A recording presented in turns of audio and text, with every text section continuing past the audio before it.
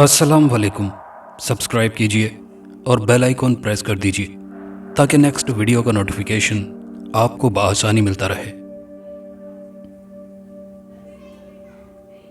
किसी इंसान के जहन में जब ये बात बैठ जाती है कि बस मैं ही सब कुछ हूँ, और फिर बस उस इंसान की बर्बादी और उसके बुरे वक्त का आगाज़ हो जाता है। नादान और मगरूर इंसान दौलत के नशे में, इक़्तिदार के नशे में, जागीरदारी के नशे में ये बात बिल्कुल भूल जाता है कि ये दुनियादारी चंद रोज़ा है और ये सब कुछ दुनिया में रह जाएगा, और जो कुछ हमारे तसर्रुफ़ में है ये सब अल्लाह ताला की इनायत करदा नेमतों में से है। लिहाजा इंसान को चाहिए कि अल्लाह ताला के लिए मंशा के मुताबिक उन नेमतों को अपने तसर्रुफ़ में लाए। इंसान की मैं यानी अना परस्ती हमेशा उसको ले डूबती है, उसको कहीं का नहीं छोड़ती। वो बेजार सी बैठी ये सब बातें सुन रही थी, फिर वो उठ खड़ी हुई। वो जब जाने लगी तो उसके बाप ने कहा, सहर बेटी, इन बातों को कभी फरामोश ना करना, तुमको किसी दिन ये बातें याद आएंगी। तुम आए दिन मुलाजिमों को बुरा भला कहती रहती हो, और बाहर से भी मालूम हुआ है कि तुम किसी के भी साथ सीधे मुंह बात नहीं करती। वो कुछ कहने ही वाले थे कि सहर ठीक ठीक कहकर बाहर निकल गई। अब मैं ऐसा ही करूँगी। उसका बाप अपनी खुदसर बेटी को जाते हुए देखता रह गया। सहर बहुत बड़े बिजनेसमैन सेठ कामरान की बेटी थी। सेठ कामरान का ताल्लुक शहर के नामवर बिजनेसमैन में होता था, लेकिन उन्होंने कभी अपने आप को सेठ ना समझा था, बल्कि वो तो लोगों के सेठ साहब कहने पर भी दिल में बुरा महसूस करते थे। लेकिन वो किस किस को रोक सकते थे। अल्लाह ताला ने उनको दौलत की नेमत से खूब नवाजा था, लेकिन औलाद के सिलसिले में वो गरीब थे। उनकी एक ही बेटी थी, सहर। वो उनकी कुल कायनात थी, यानी उनकी बीवी सायरा के अलावा उनकी बेटी सहर ही थी, जिससे वो बेपनाह मोहब्बत करते थे। जबकि बीवी सायरा घर के छोटे मोटे काम कर लेती और नमाज वगैरह पढ़कर फारिग ही रहती थी।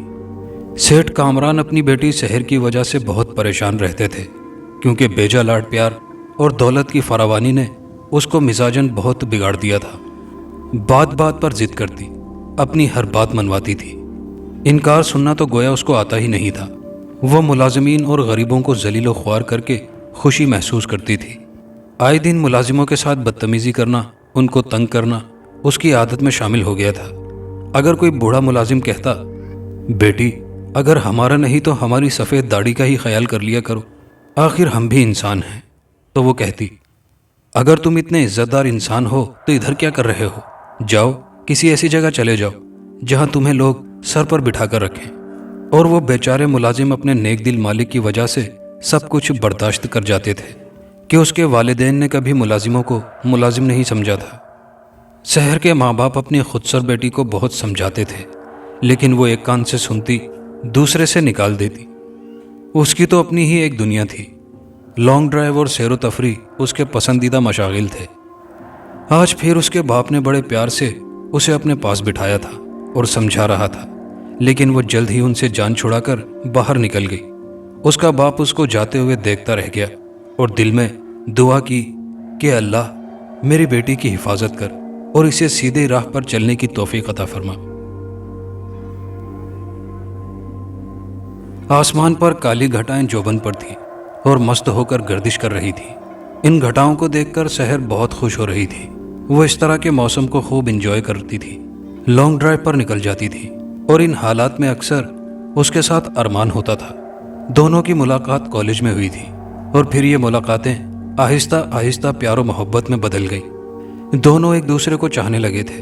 अरमान भी अच्छे घराने का लड़का था, दिलकशी और मर्दाना वजाहत का नमूना था, इसलिए तो सहर उस पर फिदा हो गई थी। अब दोनों पढ़ाई को खैरबाद कहकर फारिग थे। वो कई मर्तबा अरमान को अपने घर वालों से भी मिलवा चुकी थी। अब तो अरमान शहर के लिए सब कुछ था। वो उसे टूट कर चाहती थी। दोनों को कई मर्तबा तन्हाई के लम्हात मैसर आए थे, लेकिन अरमान ने कभी कोई ऐसी वैसी ओछी हरकत नहीं की थी जिससे शहर के दिल को ठेस पहुंचे। एक मर्तबा तो शहर खुद इतनी जज्बाती हो गई कि वो अरमान के साथ लिपट गई। बहुत गर्मजोशी से वो उसको प्यार करने लगी।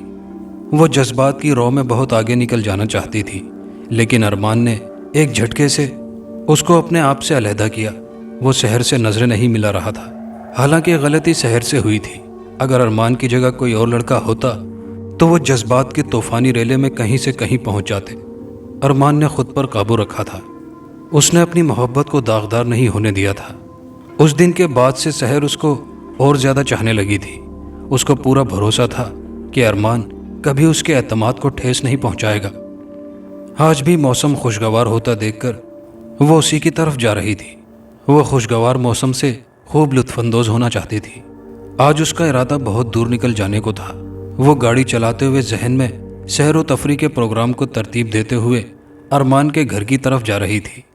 گاڑی کا شیشہ نیچے تھا اور ٹھنڈی ہوا کے جھونکے جب اس کے چہرے سے ٹکراتے تو سیاہ بالوں کی گھٹائیں ایسے لگتی تھی جیسے آسمان کی گھٹائیں اور زمین کی گھٹائیں آپس میں اٹکھیلیاں کر رہی ہوں۔ وہ ارمان کے گھر پہنچی اور فوراً ہی ارمان کو ساتھ لے کر گاڑی کو فل اسپیڈ میں اڑا دیا۔ گاڑی آہستہ چلاؤ، بارش شروع ہو گئی ہے، ہمیں کون سی جلدی ہے کہ کسی ضروری میٹنگ میں جانا ہے یا ہماری کوئی فلائٹ نکل رہی ہے؟ ارمان نے سحر کو کہا تو وہ کہنے لگی، کچھ بھی کہو، مجھے ایسے دلکش موسم میں تیز گاڑی چلانے میں مزہ آتا ہے۔ ایسا ہی میں چاہتی ہوں کہ تمہارا ساتھ ہو اور یہ حسین موسم ہو۔ آج ہم بہت دور تک جائیں گے، اتنی دور کہ جہاں ہمیں دیکھنے اور سننے والا کوئی نہ ہو، ہمارے پیار میں کوئی بھی دخل اندازی نہ کرے، جہاں ہم بیٹھ کر خوب پیار بھری باتیں کریں۔ وہ کھوئے ہوئے انداز میں باتیں کیے جا رہی تھی۔ وہ شہر سے بہت دور نکل آئے تھے اور سامنے گھنا جنگل تھا۔ ارمان نے کہا، سحر، آگے جنگل شروع ہونے والا ہے، بہتر ہے ہم واپس چلیں۔ ارمان کی کسی بات کا سحر پر اثر نہیں ہو رہا تھا۔ وہ جیسے کسی سحر کے زیر اثر گاڑی چلا رہی تھی، یعنی جیسے کوئی انجانی کشش اس کو اپنی طرف کھینچ رہی ہو۔ گاڑی جنگل کے ناہموار راستوں پر ہچکولے کھاتی ہوئی دوڑ رہی تھی۔ ارمان سحر کو بار بار واپس جانے کے لیے کہہ رہا تھا، لیکن وہ تو آگے اور آگے ہی جا رہی تھی۔ اس وقت ایسے لگتا تھا جیسے اس کا خود پر قابو ہی نہ ہو۔ گھنٹے کی دشوار مسافت طے کرنے کے بعد جنگل بھی ختم ہو گیا تھا۔ سامنے نہایت ہی خوبصورت باغ دیکھ کر سحر کی خوشی کے مارے چیخ ہی نکل گئی تھی۔ وہ بہت ہی خوبصورت باغ تھا۔ پودوں پر کئی رنگ کے خوبصورت پھول تھے اور ان کی مسحور کن خوشبو دل و دماغ پر نشہ سے طاری کر رہی تھی۔ ایسے پودے اور ایسی خوشبو اس نے زندگی میں کبھی نہیں محسوس کی تھی۔ ایک طرف چھوٹی سی آبشار بہہ رہی تھی، ہر طرف سبزہ ہی سبزہ تھا۔ اس نے جلدی سے گاڑی روک دی۔ بارش اور تیز ہو گئی تھی۔ سحر گاڑی سے اتری اور ارمان کو بھی گاڑی سے نکلنے کو کہا۔ ارمان نے گاڑی سے باہر آنے سے انکار کر دیا، بلکہ سحر کو بھی گاڑی میں آنے کو کہا، لیکن سحر نہ مانی۔ وہ اتنی ہی دیر میں بارش میں مکمل طور پر بھیگ چکی تھی۔ اس کا لباس اس کے نرم و گداز بدن کے ساتھ چپک گیا تھا، جس سے اس کے خوبصورت قیامت خیز جسم کے نشیب و فراز آیا نظر آ رہے تھے۔ بارش میں بھیگنے سے اس کا حسن اور بھی نکھر گیا تھا۔ اس نے زبردستی ارمان کو گاڑی سے باہر کھینچ لیا تھا۔ وہ دونوں موسم سے خوب لطف اندوز ہو رہے تھے اور ان کو وقت گزرنے کا احساس ہی نہ ہوا کہ شام اپنے پر پھیلائے آ رہی ہے۔ بارش کب کی رک چکی تھی کہ اچانک جیسے ارمان کو ہوش آ گیا۔ سحر، چلو اب چلتے ہیں، شام ہو رہی ہے، راستے میں گھنا جنگل بھی ہے۔ رات کے وقت اور خاص کر ایسے خوشگوار موسم کو ہر ذی روح انجوائے کرتے ہیں۔ میرا مطلب ہے کہ رات کے وقت جنگل کے جانور بھی باہر نکل آتے ہیں، اس لیے ہمیں رات ہونے سے پہلے یہاں سے نکل جانا چاہیے۔ سحر جو ایک ٹک ارمان کو دیکھے جا رہی تھی کہنے لگی، ارمان، مجھے تمہارے ساتھ ہوتے ہوئے کسی کی بھی پرواہ نہیں۔ میری تو خواہش ہے کہ میری جان بھی تمہاری باہوں میں نکلے، تمہاری قربت میں، تمہاری باہوں میں مجھے موت آئے۔ مجھے اور کچھ نہیں چاہیے۔ ارمان، کیا تم بھی مجھ سے اتنا ہی پیار کرتے ہو؟ مجھے اتنا ہی چاہتے ہو؟ سچ بتانا، تم مجھ سے کتنا پیار کرتے ہو؟ سحر، میں بھی تم سے بہت زیادہ پیار کرتا ہوں، تم سے سچا عشق کرتا ہوں۔ بس یوں سمجھ لو کہ اگر تمہارے چاہنے والے ہزاروں بھی تم کو چھوڑ دیں، پھر بھی تمہیں کوئی چاہنے والا، کوئی پیار کرنے والا ہوگا تو وہ کوئی اور نہیں، تمہارا یہ ارمان ہوگا۔ میں واقعی تم سے بہت پیار کرتا ہوں، ارمان نے سحر کا چہرہ اپنے دونوں ہاتھوں میں لیتے ہوئے کہا۔ اور آج پہلی مرتبہ ارمان نے خود سحر کو اپنی باہوں میں بھر لیا۔ سحر خود کو ہوا میں اڑتا ہوا محسوس کر رہی تھی کہ ارمان بھی اس کے ساتھ اتنا ہی پیار کرتا ہے جتنا کہ وہ اس سے کرتی ہے۔ سڑک کے درمیان ایک چھوٹا سا لڑکا ہر بات سے بے خبر کھیل رہا تھا۔ کسی شور کی آواز سن کر اس نے سمت کی طرف دیکھا تو اس کو ایک گاڑی آتی دکھائی دی، جو کہ اس بچے کے لیے بالکل نئی چیز تھی۔ وہ مسلسل گاڑی کو گھور رہا تھا۔ ہر گزرتے لمحے کے ساتھ گاڑی اس کے قریب سے قریب تر ہوتی جا رہی تھی، اور جب اس کی نظر بچے پر پڑی تو اس کی آنکھیں پھٹی کی پھٹی رہ گئی تھی۔ اتنا بدصورت بچہ اس نے زندگی میں کبھی نہیں دیکھا تھا۔ 3 فٹ کا قد اور سر جسامت کے لحاظ سے بہت بڑا تھا۔ آنکھیں برائے نام اور ناک بہت زیادہ لمبی تھی، اور سر پر بال نہ ہونے کی وجہ سے اور بھی خوفناک نظر آ رہا تھا۔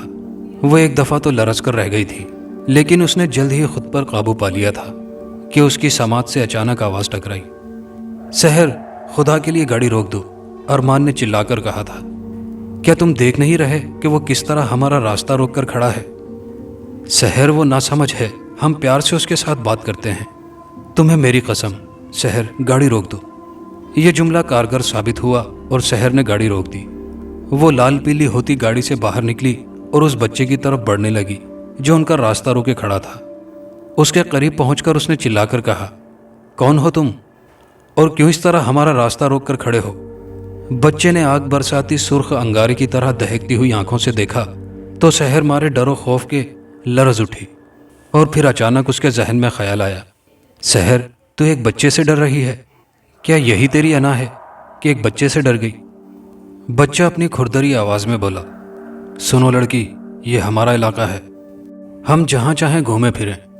تم کون ہو ہمارے معاملات میں دخل اندازی کرنے والی، اور مجھ سے ہی پوچھ رہی ہو کہ میں یہاں کیوں ہوں؟ سحر کو بس یہی سننا تھا کہ وہ پھنکارتی ہوئی گاڑی کی طرف بڑھی اور گاڑی سٹارٹ کر کے لڑکی کی طرف بڑھا دی، اور پھر دیکھتے ہی دیکھتے اس لڑکے کو گاڑی کے نیچے کچلتی ہوئی آگے گزر گئی۔ بچے کی دل خراش، دل دہلا کر رکھ دینے والی چیخ قرب و جوار کے پورے ماحول کے سناٹے کو منتشر کر گئی تھی، اور آنن فانن بچے کا خون سے تر جسم تڑپنے لگا۔ سحر کو اس سے بھی تسکین نہیں ہوئی۔ اس نے گاڑی کی ڈگی سے پیٹرول کا گیلن نکالا جو کہ وہ اکثر ضرورت کے تحت گاڑی میں رکھتی تھی۔ اس نے تڑپتے ہوئے بچے پر پیٹرول چھڑکنا شروع کر دیا، اور اس کے تڑپتے ہوئے جسم کو، جو کہ پہلے ہی اذیت کی وجہ سے تڑپ رہا تھا، اس کو آگ لگا دی۔ بچے کی دل خراش اور دلدوز چیخیں پورے جنگل میں گونج رہی تھی، اور پھر کچھ دیر بعد چیخیں معدوم ہو گئیں اور وہاں بچے کی جلی ہوئی لاش پڑی تھی۔ سحر فاتح انداز میں چلتی ہوئی گاڑی میں واپس آ گئی۔ وہ بہت خوش تھی، لیکن ساتھ ساتھ وہ کچھ پریشان بھی تھی کہ اس ویران اور سنسان جنگل میں، جہاں انسان کا دور دور تک نام و نشان نہیں ہے، یہ بچہ کہاں سے آ گیا تھا، اور یہ علاقہ اس کا کیوں کر ہو گیا تھا۔ انہی خیالات میں اس نے گاڑی آگے بڑھا دی۔ غصے کی زیادتی کی وجہ سے اس نے ساتھ بیٹھے ارمان کی طرف بھی توجہ نہیں کی اور گاڑی شہر کے راستے پر دوڑا دی۔ وہ اس بات سے بالکل بے خبر تھی کہ کوئی ان کے تعاقب میں بھی لگا ہوا ہے۔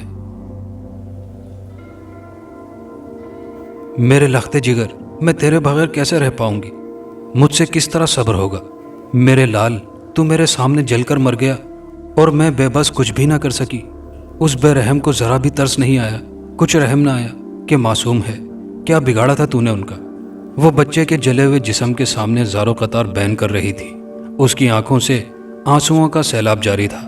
اس کا جگر پھٹ رہا تھا کیونکہ وہ سوختہ بچے کی لاش کی ماں تھی، لیکن پھر وہ ایک دم ہی خاموش ہو گئی اور کہنے لگی، میرے بچے، میں تیرے جلے ہوئے وجود کی قسم کھا کر کہتی ہوں کہ جب تک میں اس حرام زادی کی نسل تک ختم نہ کر دوں، میں چین سے نہیں بیٹھوں گی، سب کو جلا کر ختم کر دوں گی۔ میرے لخت جگر، یہ میرا تجھ سے وعدہ ہے، بس ایک مرتبہ میری طاقتیں بحال ہو جائیں۔ مجھے امید ہے کہ سردار میری طاقت جو اس نے سلب کر لی ہے جلد ہی بحال کر دے گا۔ اور وہ اپنے بیٹے کی جلی ہوئی لاش اٹھا کر ایک طرف کو چل پڑی تھی۔ ہیلو آنٹی، کیسی ہیں آپ؟ سحر کی چہکتی ہوئی آواز نے ارمان کی ماں نرگس کو اپنی طرف متوجہ کیا، جو کہ لان میں بیٹھی اخبار کا مطالعہ کر رہی تھی۔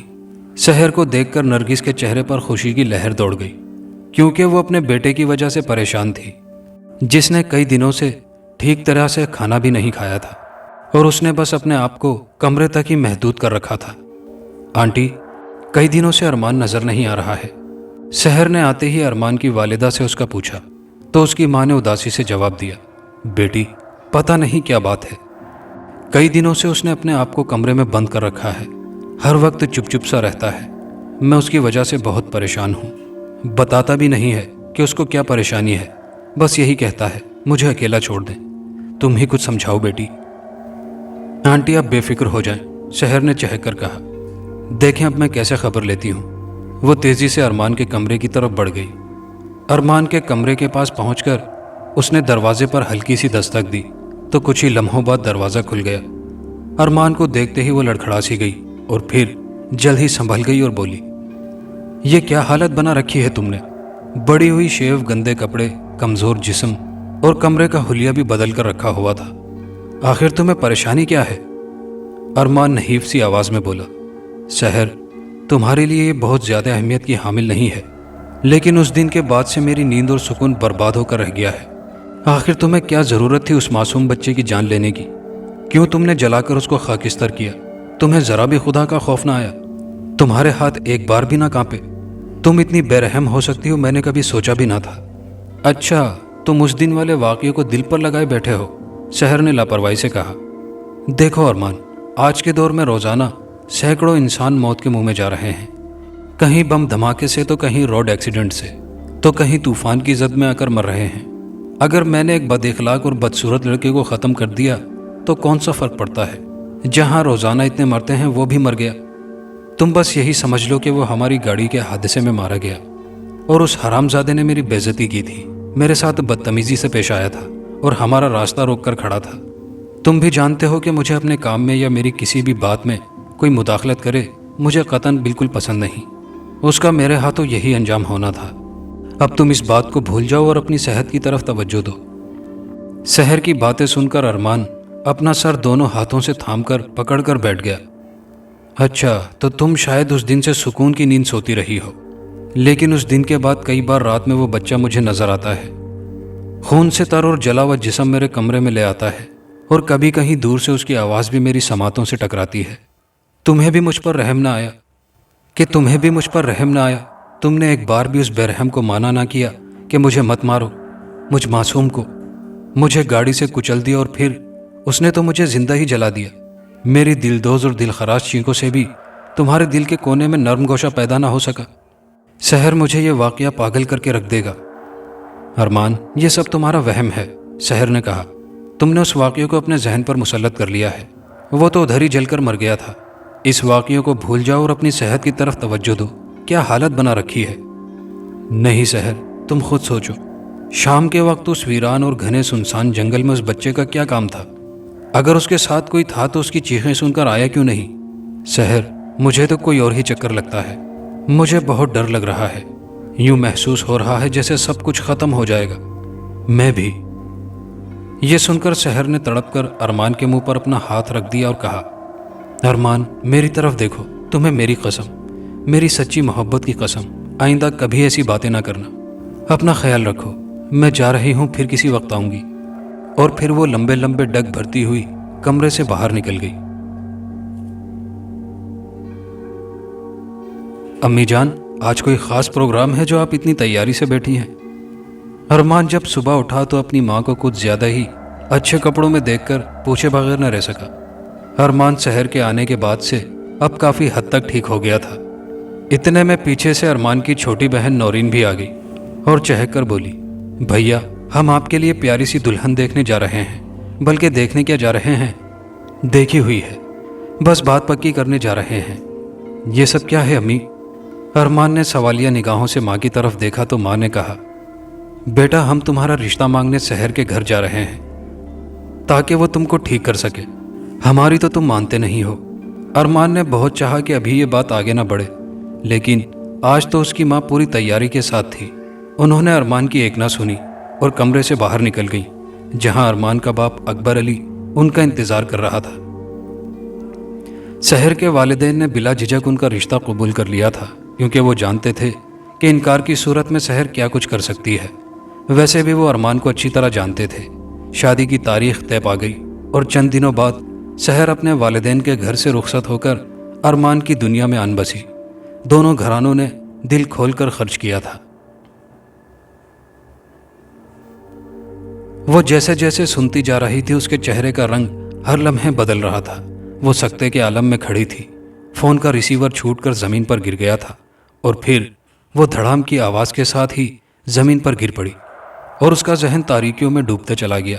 शहर को गिरते देखकर अरमान तेजी से उसकी जानिब बढ़ा। वो शहर के इस तरह बेहोश हो जाने से परेशान हो गया था कि क्या वजह है। اس نے سحر کو جھنجھوڑا۔ سحر اٹھو، بتاؤ کیا بات ہے، کیا ہوا تمہیں؟ اس نے پانی کے چھینٹے اس کے منہ پر مارے تو سحر نے آنکھیں کھول دی، لیکن ہوش میں آتے ہی وہ ارمان کے ساتھ لپٹ کر زاروں قطار چیخیں مارنے لگی۔ اتنے میں ارمان کی ماں بہن بھی شور کی آواز سن کر آ گئی تھی۔ ارمان کی ماں نے بڑی محبت سے سحر کے سر پر ہاتھ پھیرتے ہوئے کہا، بیٹی ہمیں بھی تو کچھ بتاؤ، کیا ہوا ہے؟ کیوں تم رو رو کر ہلکان ہو رہی ہو؟ اس نے روتے روتے بمشکل صرف اتنا بتایا، امی ابو ہمیں چھوڑ کر اگلے جہاں چلے گئے، اب وہ اس دنیا میں نہیں ہیں۔ یہ خبر کسی بم کی طرح سب پر گری تھی۔ وہ سب فوراً ہی سحر کے والدین کی کوٹھی میں پہنچ گئے۔ لوگوں کا ایک ہجوم تھا وہاں پر، ہر آنکھ اشک بار تھی۔ سحر نے جب اپنے والدین کی لاشوں کو دیکھا تو اس پر غشی کے دورے پڑنے لگے۔ دونوں کے جسم بری طرح جھلسے ہوئے تھے، ان کے چہرے بھی پہچان میں نہیں آ رہے تھے۔ ایک قیامت سی ٹوٹ پڑی تھی اس گھر پر۔ ہر کوئی یہ جاننا چاہتا تھا کہ یہ سب کیسے ہوا، ان کو کس نے اذیت ناک موت مارا تھا۔ یہاں موجود لوگوں کو کچھ معلوم نہ تھا کہ یہ سب کیسے ہو گیا۔ ارمان کی بے چینی بڑھتی جا رہی تھی، کیونکہ وہ دیکھ چکا تھا کہ جس کمرے میں ان کی موت واقع ہوئی تھی وہاں کسی طرح کا ثبوت نہیں تھا۔ اگر ان کو آگ لگا کر مارا گیا تھا تو آگ کی وجہ سے کمرے کی کوئی اور چیز متاثر کیوں نہیں ہوئی تھی؟ انہوں نے اذیت ناک موت کو خاموشی سے تو نہیں گلے لگایا ہوگا، وہ ضرور چیخے ہوں گے، چلائے ہوں گے، اپنے بچاؤ کی کوئی تدبیر کی ہوگی، لیکن ان کے کمرے میں ایسی کوئی نشانی یا ثبوت نہیں تھا۔ وہ جتنا سوچ رہا تھا اس کی پریشانی بڑھتی جا رہی تھی اور الجھن کا شکار ہو رہا تھا۔ آخر وہ گھر کے ملازم سے معلوم کرنے بوڑھے ملازم صابر بابا کے پاس گیا۔ مالک اور مالکین کی اچانک اذیت ناک موت نے ملازموں کو نڈھال کر دیا تھا۔ ارمان نے بڑھ کر صابر بابا کو تسلی دی اور کہا، بابا اس دنیا میں جو آیا ہے اس کو جانا ہے، آج ان کی باری ہے اور کل ہماری ہوگی۔ جب سے یہ کائنات بنی ہے انسانوں کا آنا جانا لگا ہوا ہے، آپ بھی صبر سے کام لیں اور ان کے لیے مغفرت کی دعا کریں۔ ٹھیک ہے بیٹا، جواب میں بابا صابر نے کہا، لیکن بیٹا مجھے ساری زندگی افسوس رہے گا کہ میں وہاں ہوتے ہوئے بھی کچھ نہ کر سکا۔ ارمان جو کچھ معلوم کرنے کے لیے آیا تھا وہ بابا خود ہی بتانے لگے۔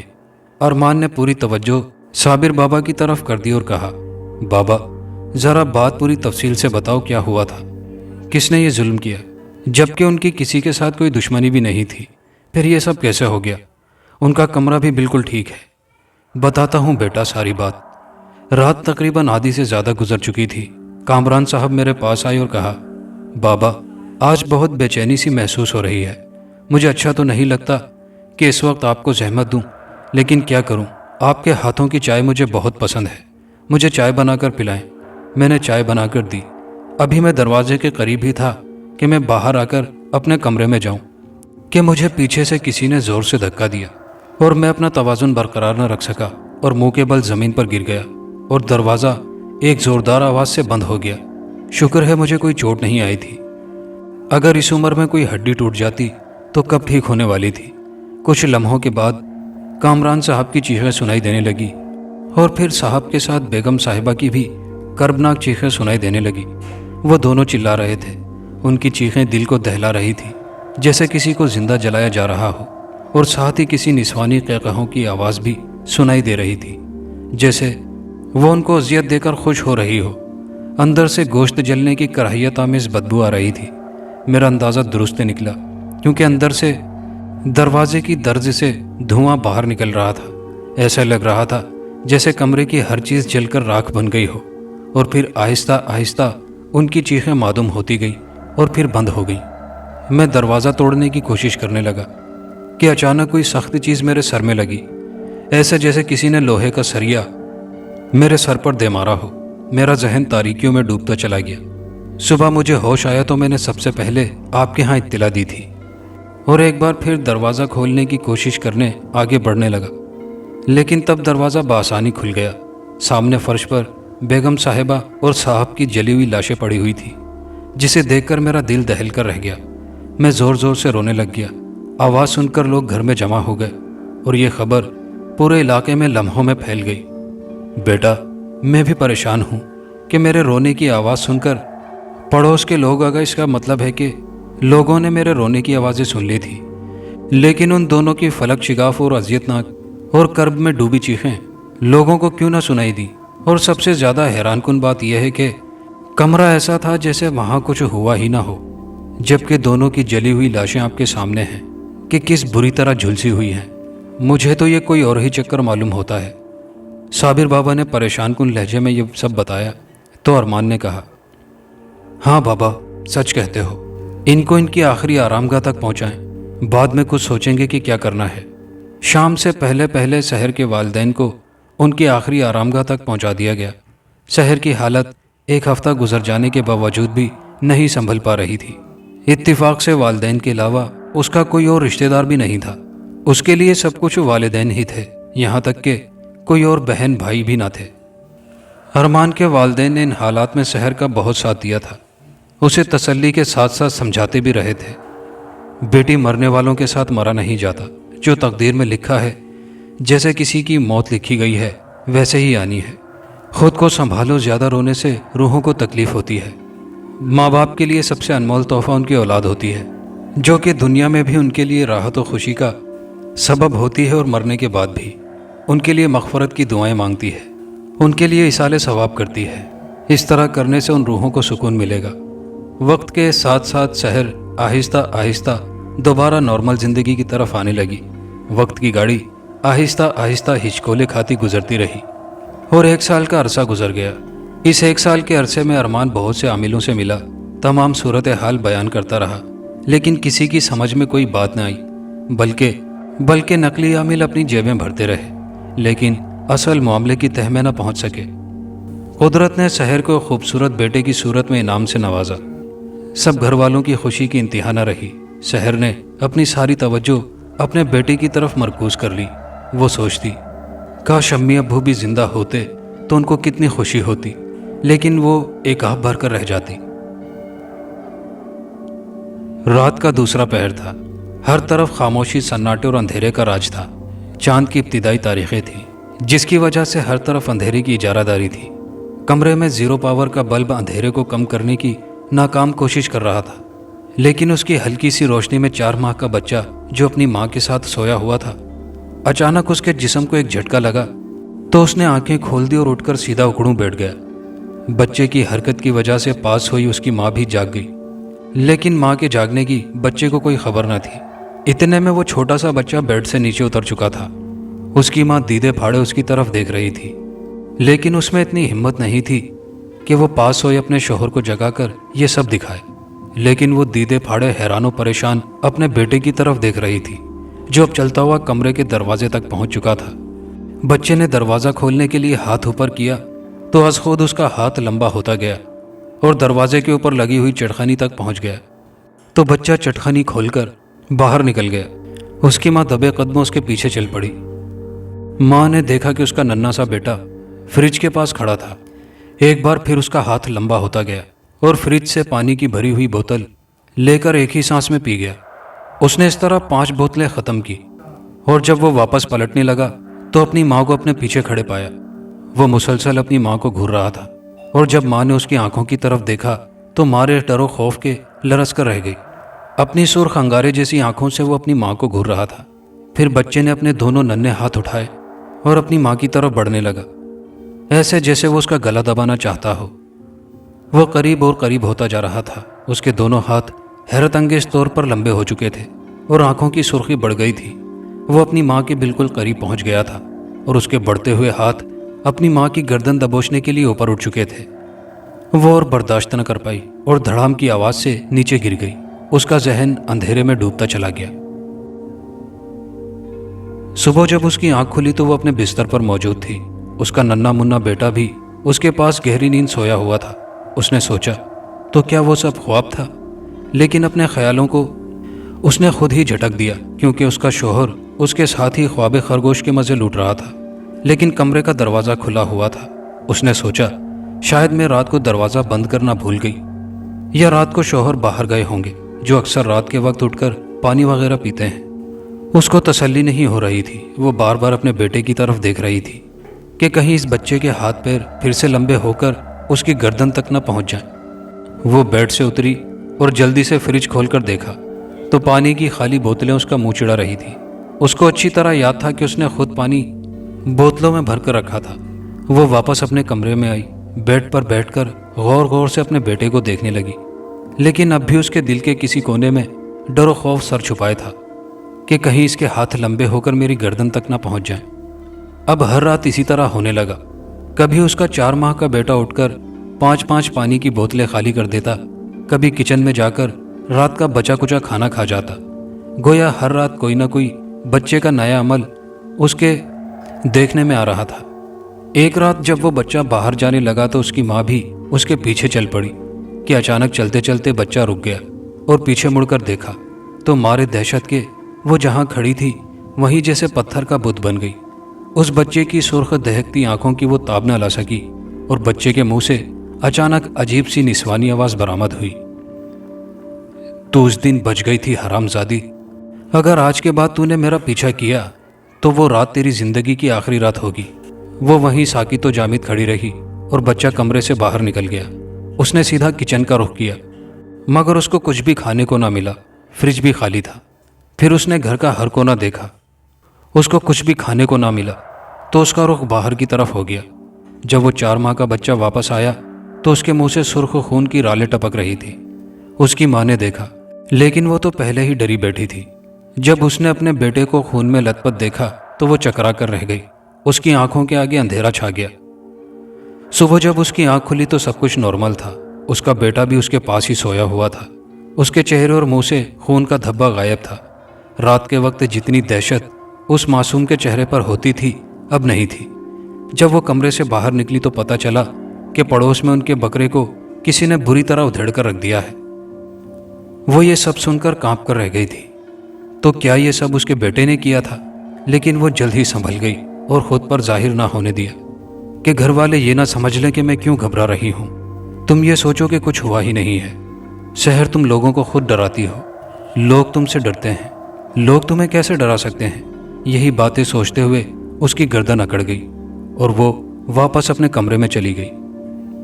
سحر، کیا بات ہے؟ تم چند دنوں میں اتنی کمزور کیوں ہو گئی ہو؟ گھر میں بھی کسی سے ٹھیک طرح سے بات نہیں کرتی ہو اور ہمارے پیارے سے بیٹے کی طرف بھی توجہ کم کر دی ہے۔ کیا ہے جو تمہیں اندر ہی اندر کھائے جا رہا ہے؟ ارمان نے پوچھا تو سحر نے چاہا کہ سب کچھ ارمان کو بتا دے کہ چند دنوں سے وہ کس عذاب میں گرفتار ہے، کہ ہمارا ننھا سا ارسلان رات کو کیا ڈرامے کرتا ہے۔ لیکن اب بھی اس کی انا پرستی نے اس کو ایسا کرنے سے روک دیا تھا کہ میرا شوہر اور سب گھر والے کیا کہیں گے۔ اگر وہ سب کچھ بتا دیتی ہے تو لازمی سب گھر والے اس کا مذاق اڑائیں گے۔ کچھ نہیں ارمان، بس ویسے ہی طبیعت خراب تھی، اب میں بالکل ٹھیک ہوں، اس نے مصنوعی مسکراہٹ کے ساتھ کہا۔ جواب میں ارمان نے ہنسنے پر ہی اتفاق کیا۔ رات کا نہ جانے وہ کون سا پہر تھا کہ کسی چیز کے گرنے سے ارمان کی آنکھ کھل گئی۔ اس نے دیکھا کہ اس کا بیٹا کمرے کے دروازے کی طرف بڑھ رہا ہے اور حیرت انگیز طور پر اس کے ہاتھ لمبے ہوتے گئے اور وہ دروازے کی چٹخنی کھول کر باہر نکل گیا تو وہ بھی بہت تیزی سے باہر نکلا۔ اپنے 4 ماہ کے بیٹے کو اس طرح دیکھ کر اس کی حالت خراب ہونے لگی تھی۔ مارے ڈر و خوف کے وہ کانپ رہا تھا۔ آج نہ جانے کیا بات تھی کہ سحر بالکل ہی بے خبر سوئی ہوئی تھی، یا شاید وہ جاگ رہی تھی اور وہ اس کی رات کی دھمکی کی وجہ سے آنکھیں بند کیے لیٹی رہی تھی کہ کہیں واقعی اس کا بچہ اس کا گلا نہ دبا دے۔ ارمان میں اتنی سکت بھی نہ تھی کہ وہ آواز دے کر سحر کو صورتحال بتائے۔ اس کی چھٹی حس نے خطرے کی گھنٹی بجا دی تھی کہ ضرور کچھ انہونی ہونے والی ہے۔ اس کا دل کسی انجانے ڈر و خوف کی وجہ سے اپنی دھڑکنیں بے ترتیب کر رہا تھا۔ بچہ جس تیزی سے باہر نکلا تھا جلد ہی واپس کمرے میں آ گیا۔ اب اس کے ننھے سے ہاتھوں میں ایک وزنی پلاسٹک کین تھا جسے اس نے بڑی آسانی سے اٹھا رکھا تھا۔ وہ بچہ کین پکڑے سرخ انگاری کی طرح دہکتی آنکھوں سے کھڑا اپنے باپ کی طرف گھورنے لگا۔ ارمان کا پہلے ہی پتا پانی ہو گیا تھا، اب اس کی حالت ایسے ہو چکی تھی کہ کاٹو تو بدن میں لہو نہیں۔ بچہ اس کی طرف بڑھنے لگا۔ وہ جیسے جیسے اس کے قریب ہوتا جا رہا تھا اس کو اپنا دل ڈوبتا ہوا محسوس ہو رہا تھا۔ اس کو اپنے بیٹے کے چہرے پر بالکل بھی معصومیت نظر نہیں آ رہی تھی، بلکہ دنیا جہاں کی صفاکی کا مظہر تھا۔ وہ قہر برساتی نظروں سے دیکھتا ہوا اپنے باپ ارمان کی طرف بڑھ رہا تھا، اور پھر چشمے زدن میں اس معصوم بچے نے ارمان کو کسی کھلونے کی مانند اٹھا کر فرش پر پٹخ دیا۔ ارمان کے منہ سے ایک دلخراش چیخ برآمد ہوئی۔ سر فرش سے ٹکرانے کی وجہ سے اس کے سر سے خون نکل کر اس کے چہرے کو رنگین کر رہا تھا۔ کمرے میں اتنا کچھ ہو جانے کے باوجود اس کے گھر والوں کو کچھ خبر نہ ہو سکی۔ چیخ سن کر سحر جاگ گئی تھی۔ سامنے کا منظر دیکھ کر اس کی حالت بھی خراب ہونے لگی تھی، اور پھر دیکھتے ہی دیکھتے اس کے بچے نے کین میں موجود پیٹرول جو باہر کھڑی گاڑی میں سے نکال کر لایا تھا زخمی ہوئے اپنے باپ پر چھڑکنے لگا، اور سارا کین اس نے خالی کر دیا، اور خالی کین زور سے اس کے سر پر دے مارا۔ وہ سر پکڑ کر چیخنے چلانے لگا۔ بچے کی آنکھوں سے سرخ انگارے کی طرح دہکتی آنکھوں سے شعلے سے نکلے اور چیختے چلاتے ہوئے ارمان کے ساتھ ٹکرائے، تو لمحوں میں اس کے سارے جسم کو آگ نے اپنی لپیٹ میں لے لیا۔ اس کی دل خراش اذیتناک چیخوں سے پورا گھر لرزنے لگ گیا۔ اس نے اپنے بچاؤ کی بہت کوشش کی، لیکن آگ اس قدر شدید تھی کہ بجائے کم ہونے کے اور تیز ہوتی جا رہی تھی، اور پھر بچے کے منہ سے عجیب سی نسوانی آواز نکلی، دیکھ حرامزادی، تو نے ایسے ہی میرے معصوم بیٹے کو جلا کر مارا تھا۔ میں نے اپنے بیٹے کی جلی ہوئی لاش سے وعدہ کیا تھا کہ میں تیرے سارے خاندان کو اسی طرح جلا کر بھسم کروں گی۔ تو کیا سمجھتی تھی کہ وہ لاوارث تھا؟ میں زندہ ہوں، اس کی ماں ہوں، اور میں نے تجھے اب تک اس لیے زندہ رکھا ہے کہ جس طرح دکھ و تکلیف کی اذیتیں میں نے برداشت کی ہیں تو بھی اب برداشت کر۔ میں اتنا عرصہ اس لیے انتظار کرتی رہی کہ میں بھی تیری اولاد کو تیرے ہی ہاتھوں آگ لگوا کر زندہ جلواؤں گی، اور میں تیری اولاد ہونے تک اپنی انتقام کی آگ میں جلتی رہی۔ ہر لمحہ میں نے اذیت میں گزارا ہے، اور تجھے اب اس سے زیادہ کرب و اذیت سے گزرنا ہے۔ میں تجھے ہر لمحہ تڑپاؤں گی، تجھے احساس دلاؤں گی کہ ایک ماں کا اولاد کے لیے درد کیا ہوتا ہے جب اس کا بچہ اس کے سامنے زندگی اور موت کی کشمکش میں ہو اور وہ اس کے لیے کچھ بھی نہ کر پا رہی ہو۔ دیکھ اپنے شوہر کو کیسا تڑپ رہا ہے، چلا رہا ہے۔ یہ جتنا چلائے گا تڑپے گا مجھے اتنا ہی سکون ملے گا۔ تیرے ماں باپ کا بھی ایسا ہی حال ہوا تھا، ان کو بھی میں نے ہی جلا کر ختم کیا تھا تاکہ تجھ کو سکون حاصل نہ ہو۔ میں نے تیرے لیے ایسے حالات پیدا کیے ہیں کہ تو خود اپنے بیٹے کو اپنے ہاتھوں سے زندہ جلائے گی۔ جس طرح تو نے میرے بیٹے کو جلایا تھا اسی طرح میں بھی سب ختم کر دوں گی، اور تجھ کو زندہ رکھوں گی تاکہ تجھے سسکتا ہوا تڑپتا ہوا دیکھ سکوں۔ جس کرب و اذیت سے میں گزری اب تو بھی گزر۔ اور پھر وہ عورت اچانک غائب ہو گئی۔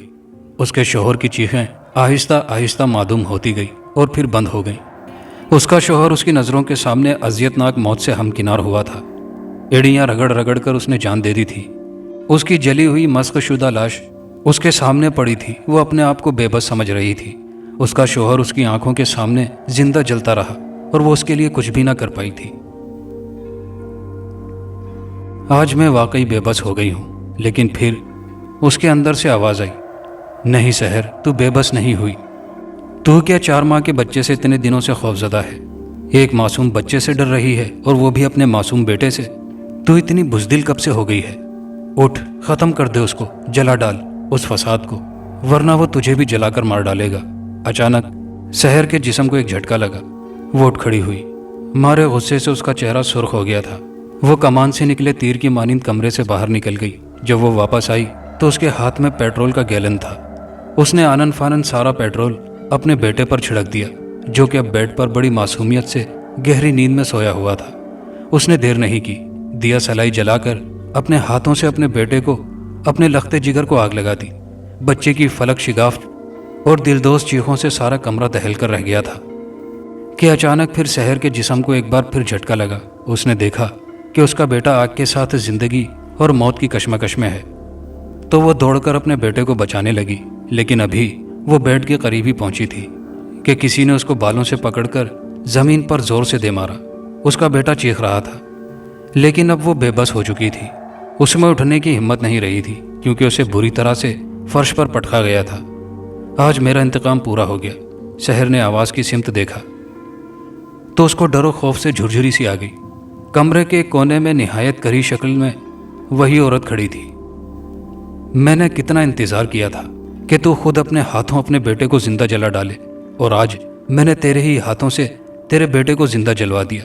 میں نے کتنا انتظار کیا کہ کب تیری شادی ہو اور تیری اولاد ہو، اور میں اپنے انتقام کی آگ کو ٹھنڈا کروں۔ اور ہاں، میں تجھ کو یہ بھی بتا دوں کہ میرا تعلق قوم جنات سے ہے۔ میرے قبیلے کے سردار نے میری کسی غلطی کی وجہ سے مجھے قبیلہ بدر کر دیا تھا، اور مجھ سے میری ماورائی ساری طاقتیں چھین لی تھی، اور میں اس وقت بے بس تھی، اور تو نے میرے سامنے میرے بیٹے کو زندہ جلا دیا۔ آج میں تجھ کو بھی اذیتناک زندگی گزارنے کے لیے زندہ چھوڑ کر جا رہی ہوں۔ پھر وہ عورت وہاں سے غائب ہو گئی۔ سحر پر ایسا دورہ پڑا کہ وہ اپنے بال نوچنے لگی، چیخنے چلانے لگی۔ اور پھر زور زور سے ہنسنے لگی۔ سحر اپنا دماغی توازن کھو چکی تھی اور آج بھی وہ پاگل خانے میں اپنی زندگی کے دن پورے کر رہی ہے۔ دوستو، کہانی اچھی لگی ہو تو ویڈیو کو لائک شیئر ضرور کیجیے گا، کامنٹ باکس میں اپنی رائے کا اظہار کیجیے گا، اور چینل پر نئے آنے والے دوستوں سے گزارش ہے کہ چینل کو لازمی سبسکرائب کر لیجیے۔ شکریہ۔